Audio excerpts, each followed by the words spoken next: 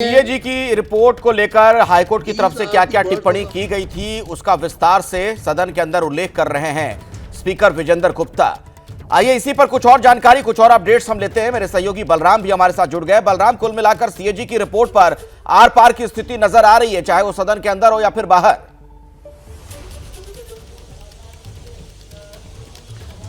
बिल्कुल, देखिए जिस तरीके से कथित शराब घोटाले को लेकर के ईडी और सीबीआई जांच कर रही है और इसमें आप देखिए कि दिल्ली के जो पूर्व मुख्यमंत्री हैं अरविंद केजरीवाल, वो जेल गए,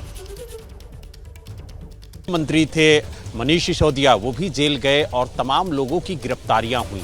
लेकिन जो सीएजी रिपोर्ट आई थी दिल्ली सरकार के पास वो टेबल नहीं हुई। आज नई सरकार यानी भारतीय जनता पार्टी की सरकार इस रिपोर्ट को टेबल कर रही है और जिस तरीके से स्पीकर विजेंद्र गुप्ता ने हाई कोर्ट की टिप्पणी इस पूरे मामले को लेकर के सुनाई, उससे कहीं ना कहीं ये दर्शाने की कोशिश की जा रही है कि वे बैठकर उठाया और जब ये मामला हाई कोर्ट गया तो कोर्ट ने भी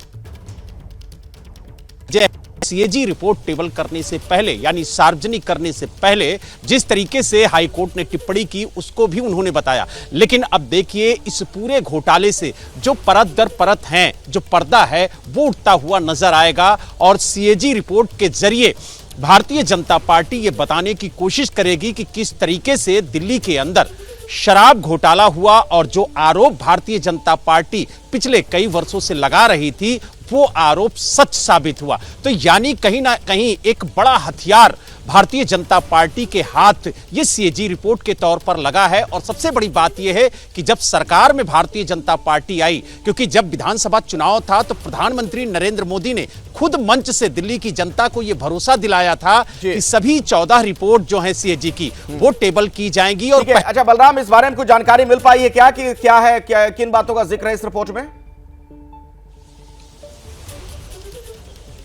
देखिए तमाम चीजें हैं इस रिपोर्ट में जो आज उजागर होंगी। अगर हम बात करें तो अभी सीएजी रिपोर्ट टेबल हो रही है, हालांकि जैसे जैसे सीएजी रिपोर्ट की जानकारी सामने आएगी वैसे वैसे हम अपने दर्शकों को बताएंगे। लेकिन ये स्पष्ट हो गया है कि जो दिल्ली की मुख्यमंत्री हैं रेखा गुप्ता, वो सीएजी रिपोर्ट टेबल कर रही हैं और सीएजी रिपोर्ट के जरिए जो भ्रष्टाचार हुआ है शराब नीति को लेकर के वो आज उजागर होगा। हालांकि कुछ महत्वपूर्ण बिंदु हैं कि किस तरीके से जो ऑक्शन की प्रक्रिया है वो की गई, गड़बड़ी वो पाई गई है और साथ ही जो रेवेन्यू का नुकसान हुआ है। बलराम, आप मेरे साथ जुड़े रहिएगा, मैं दर्शकों को जानकारी दे देता हूं। दिल्ली में शराब नीति को लेकर जो गड़बड़ी की बात कही जा रही है, सीएजी रिपोर्ट में किन बातों का जिक्र है, क्या उल्लेख किया गया है।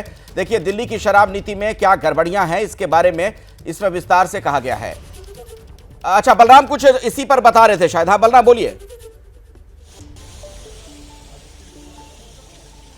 देखिए आपको बता दें कि जिस तरीके से सीएजी रिपोर्ट के जरिए ये बताने की कोशिश की गई है कि जो रेवेन्यू लॉस हुआ है सरकार का उसका जिम्मेदार कौन है। साथ ही जब ये नीति बनाई गई तो उसमें कई खामियां पाई गई हैं जो सीएजी रिपोर्ट में दर्शाई जा रही है और साथ ही ये बताया गया है कि करीब 2000 करोड़ रुपए का नुकसान जो है वो दिल्ली सरकार को हुआ है इस नीति को लाने से। तो कहीं ना कहीं तमाम बड़े आरोप इस सीएजी रिपोर्ट के जरिए आज उजागर होंगे और यह कहना गलत नहीं होगा कि आज शराब घोटाले से जो पर्दा है वो उठेगा और जो आरोप भारतीय जनता पार्टी लगा रही थी लगातार आप सरकार पर और जो मुख्यमंत्री थे अरविंद केजरीवाल उन पर और जो शराब मंत्री थे मनीष सिसोदिया उन पर, उन आरोपों को कहीं ना कहीं आज इस सीएजी रिपोर्ट से बल मिलेगा। और सबसे बड़ी बात यह है कि इस रिपोर्ट को लेकर के लगातार बीजेपी ये सवाल लेकर आप ठीक है बलराम, शुक्रिया। रिपोर्ट टेबल क्यों नहीं कर रही है?